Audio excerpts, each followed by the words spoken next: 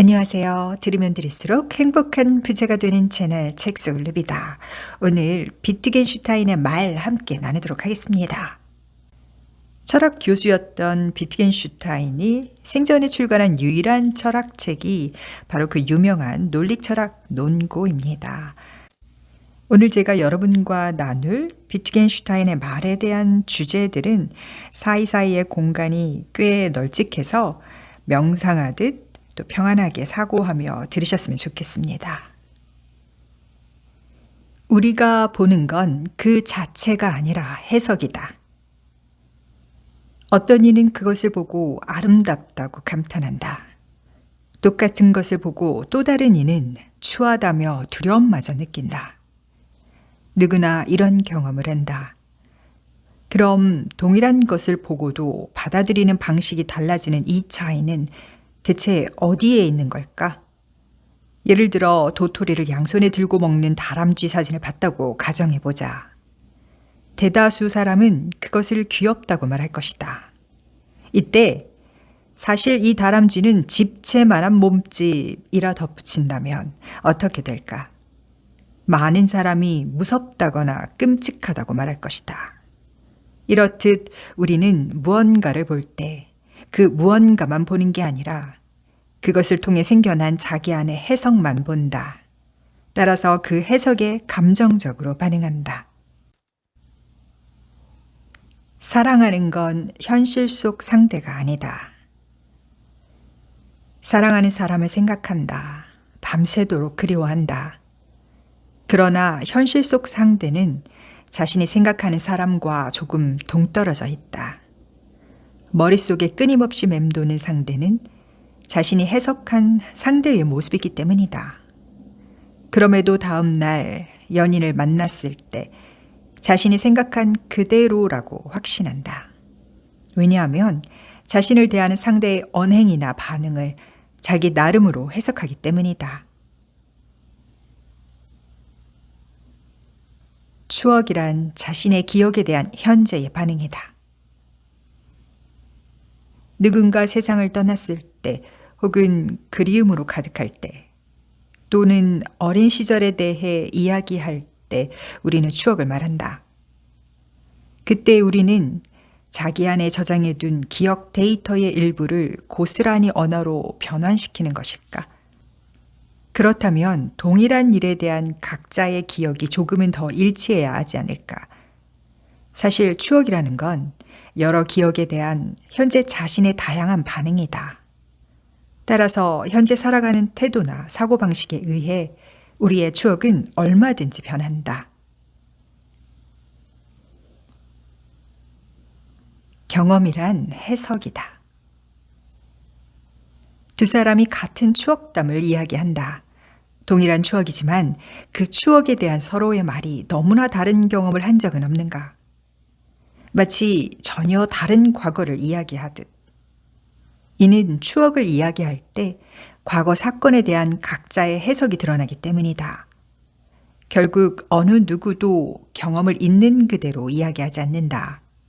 왜냐하면 자신의 해석을 곧 자신이 경험한 것이라 믿어 의심치 않기 때문이다. 사실 카메라조차 전체를 비추지 않는 것처럼.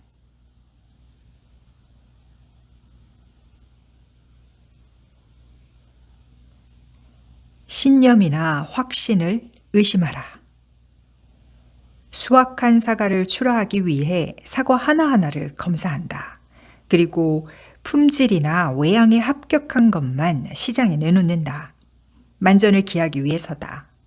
그러나 웬일인지 검사 그 자체를 검사하지는 않는다. 검사가 옳다고 말할 수 없는데도 말이다.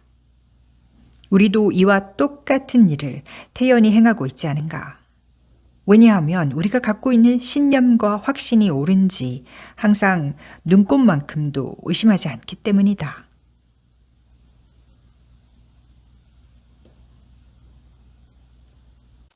어떻게 받아들이냐에 따라 옛것도 참신한 것이 된다. 옛 건축 재료를 현대 건축물에 도입했다고 가정해보자. 그 경우 그것의 일부분만 예스럽게 느껴질까? 아니다. 지금까지 없던 참신한 건축물이 된다. 이처럼 옛 것도 생각하기 나름이다. 옛 것을 옛 것 그대로 두면 그것은 고리타분한 것이 되어버린다. 그러나 옛 것을 현재에 활용하면 매우 새로운 것이 된다. 즉, 무엇이든 자신이 어떻게 받아들이냐에 따라 참신한 것으로 탈바꿈한다.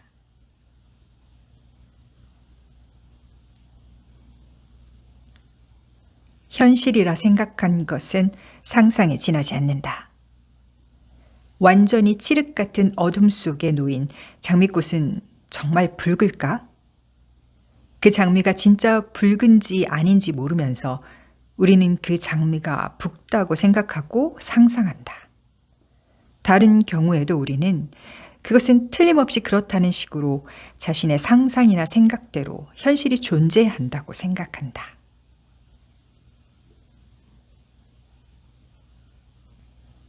비유가 사고방식을 구속한다. 우리는 흔히 이해하지 못하는 것까지도 사물에 빗대어 이해하려는 경향이 있다. 일례로 시간이 그렇다. 우리는 시간에 관해 이렇게 말한다. 시간이 흘러간다. 눈 깜빡하는 사이에 가버린다. 시간을 써버린다. 시간이 아깝다. 이 같은 말은 보통 강물이나 바람, 음식 같은 사물에 대해 하는 말이다. 그것을 간단히 시간에 적용시켜 시간이 그런 물질과 비슷한 성질을 지녔다는 관념을 갖게 만든다. 그렇게 비유적으로 생각하면 시간은 어느새 일종의 사물이 되어버린다. 그 자세로 변화를 시간으로 보는 다른 사고방식은 가질 수 없다. 한 가지 사고방식만 가진다면 그 사고방식에 따른 인생밖에 살아갈 수 없다.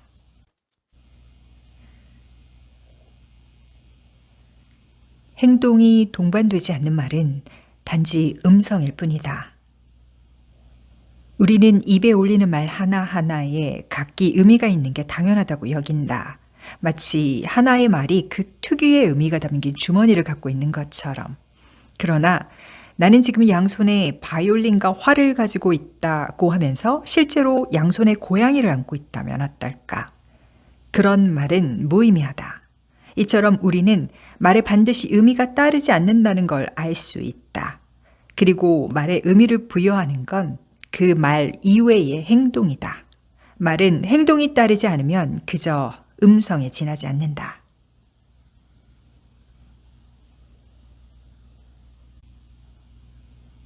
언어를 혁신하면 세계도 달라진다. 이렇게 썩어빠진 현재 상황을 일격에 깨부수고 싶다면, 옛 세계의 작별을 고하고 새로운 세계의 문을 열고 싶다면 자신이 보고 듣는 말의 내용을 바꿔라. 어떤 말이라도 그 내용과 개념은 그 시대의 문화, 풍조, 유행, 가치관, 정치적 규범에 물들어 있는 법이다. 따라서 내용과 말을 그대로 사용하면 아무래도 다른 사람들과 같은 연못 속에서 헤엄치게 된다. 따라서 그곳을 벗어나고 싶다면 세상이나 자신의 말에 담긴 내용을 재조명하고 새로운 형태로 사용하는 것이 가장 손쉬운 길이다. 그래야 비로소 다른 세상이 열린다.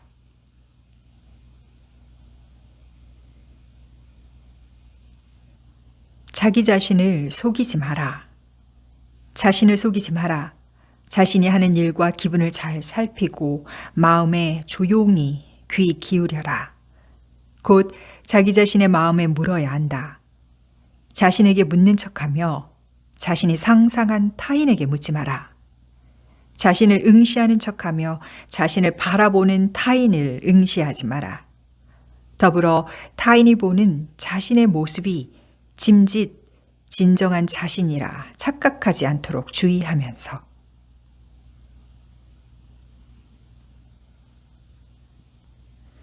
악이 존재하기에 선이 존재한다. 선이 있기에 악이 있다. 선이 없다면 거기에 악은 없다. 예컨대 나는 매번 나쁜 짓을 하는 사람이 될 수 있다. 단 선한 일을 하는 사람이 될 수 있다는 여유가 있을 때에 한해서 악한 일을 저지른다. 선한 일도 할 수 없는 세계에서는 무엇이 악한 일인지 판정할 수 없기 때문이다.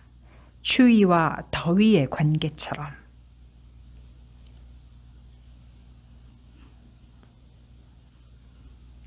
눈이 무언가를 나타내는 게 아니라 보는 이가 눈에 의미를 부여한다. 눈은 외부의 빛이나 형태, 색깔을 받아들이는 감각기관이다. 눈은 스스로 무언가를 내뿜는 기관이 아니다. 그러나 우리는 이런 식으로 말한다. 시선을 던지다. 눈으로 위협하다. 눈이 튀어나오다. 눈빛, 시선을 주다. 눈이 빛난다.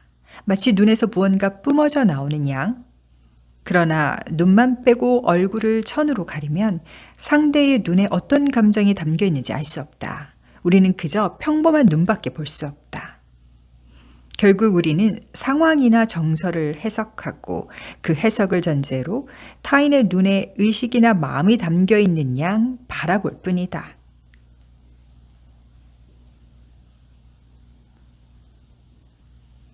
기분은 사고방식에 따라 변한다. 무엇을 생각하는가와 어떤 기분이 되는가는 매우 밀접하게 연결되어 있다. 혹은 무엇을 생각하는가로 기분은 크게 좌우된다. 슬픔, 두려움, 즐거움은 무엇을 어떻게 생각하는가에서 나온다. 자신이 보거나 느끼는 모습이 뒤틀리고 흉측하여 두려운 게 아니다. 그 상대가 어떤 나쁜 짓을 해오지 않을까 하는 생각이 공포심을 낳는다. 아무것도 생각하지 않으면 어떤 기분도 생기지 않는다. 그러면 어떤 것을 대해도 그저 담담할 수 있다. 따라서 생각으로 통증을 지우기는 어려워도 불쾌한 기분은 사고방식 하나로 충분히 없앨 수 있다.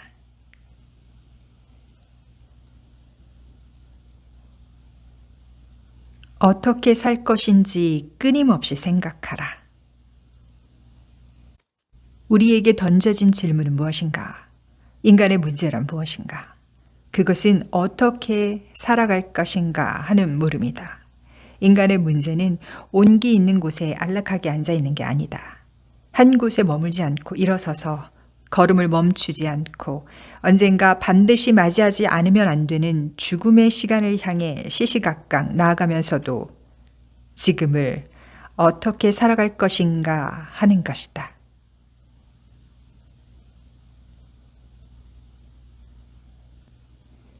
인생을 바꾸고 싶다면 일도 환경도 아닌 태도를 바꿔라. 자신의 인생을 바꾸길 원하는 사람은 많다. 그래서 그들은 일이나 삶의 터전을 완전히 새로운 것으로 바꾸기도 인간관계를 바꾸기도 한다. 그러나 그들은 무슨 까닭인지 인생을 개선하는 데 가장 중요한 사항에 대해서는 미처 깨닫지 못한다. 자신의 인생을 좀 더 나은 것으로 바꾸기 위해서는 자신의 태도를 바꿔야만 한다는 것을, 그것이 인생을 개선하는 데 가장 효과적인 방법이라는 것을.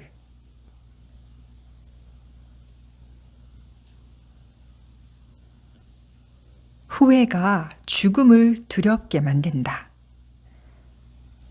죽음을 맞이하기 직전 나는 원하는 것을 충분히 이루었다고 생각할 수 있다면 그 사람은 매우 행복할 것이다. 그러나 좀 더 잘했어야 했다. 제대로 살았어야 했다. 그러나 이미 너무 늦었다. 무엇을 하기에는 이미 늦었다고 생각한다면 죽음은 두려운 순간이 될 것이다.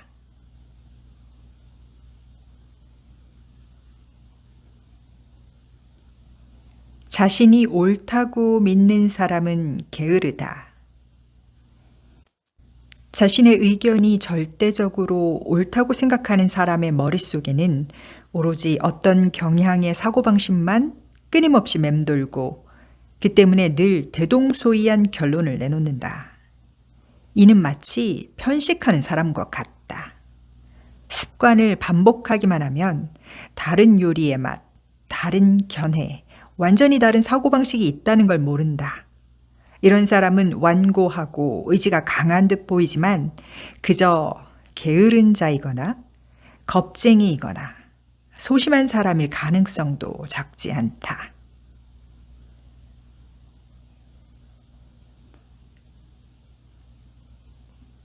많은 사람의 시선을 받는 것이 가치를 낳는다. 사람들의 시선이 머무른 것에서 가치가 생겨난다. 예컨대 바위산 속 돌멩이가 귀중한 보석으로 여겨지듯 사람들이 외면한 것에서 가치는 생겨나지 않는다. 그만큼 가치를 창조하는 힘을 가진 우리의 눈.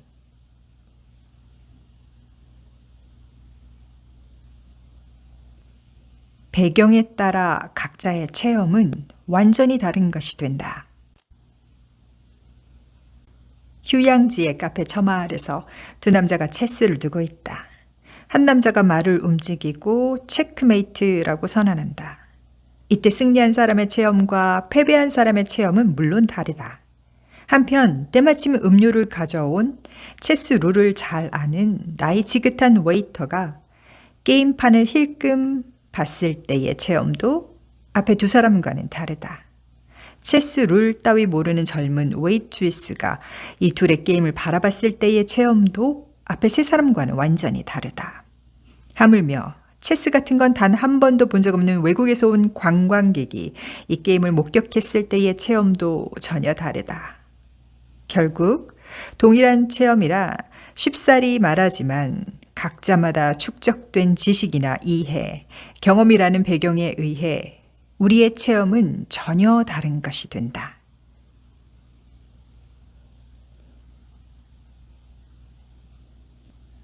상대를 이해하고 싶다면 상대 안에 있는 자기 자신을 발견하라. 우리는 어떻게 타인을 이해하고 때로는 동정하거나 싸우기도 하는 것일까? 상대와 말이 통하기 때문에? 아니다. 그저 말이 통하기만 해선 상대를 이해할 수 없다. 우리가 서로 이해할 수 있는 건 상대 안에서 자기 자신을 발견할 수 있기 때문이다. 상대의 문화나 가치관이 자신과 전혀 다르거나 상대의 반응이 자신과 닮은 점이 없을 때 비록 말은 알아들어도 상대를 이해할 수는 없다.